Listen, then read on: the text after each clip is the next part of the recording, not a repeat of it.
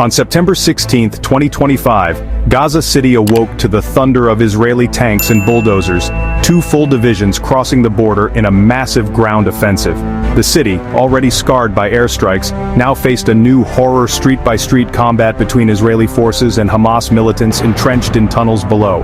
This invasion, long anticipated but still shocking, marked a dramatic escalation in a war that began nearly 2 years ago.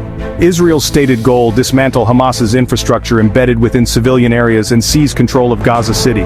The urban battlefield is a maze of narrow streets, booby-trapped buildings, and hidden tunnels. Every advance is perilous.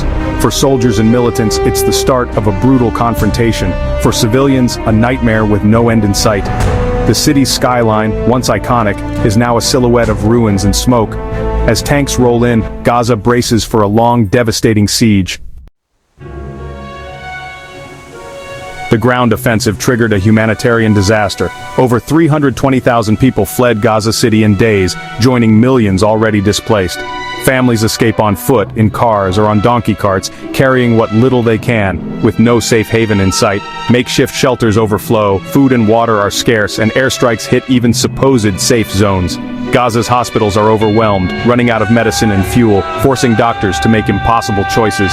The death toll has soared past 64,900, with over 165,000 injured since the war began. Families are separated, neighborhoods erased, and children robbed of their childhoods. The psychological toll is immense. Trauma and loss haunt every survivor. For Gaza's people, daily life is a struggle for survival amid relentless chaos. The long-term scars of this war will last for generations.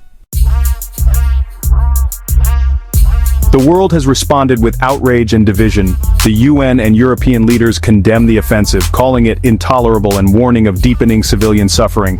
A UN report accuses Israel of genocide, charges Israel rejects as politically motivated.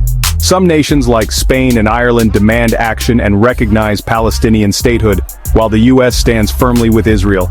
This split exposes deep geopolitical rifts, paralyzing the UN Security Council. Even within Israel, military leaders warn the ground war could become a deadly trap and endanger hostages. Calls grow for a ceasefire and hostage release, but the government presses on. The conflict has fractured alliances and fueled global debate. As fighting rages, the crisis deepens and the future remains uncertain. The conflict now threatens to spill beyond Gaza, with Israeli strikes reaching as far as Yemen. Diplomatic efforts stall as powerful nations remain divided, unable to halt the violence. Global protests and graphic images of suffering put pressure on leaders, but little changes on the ground.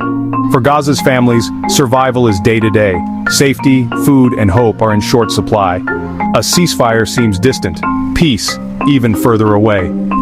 The consequences of this war will echo for generations, shaping the region and the world. The world watches, hoping for an end that remains heartbreakingly out of reach.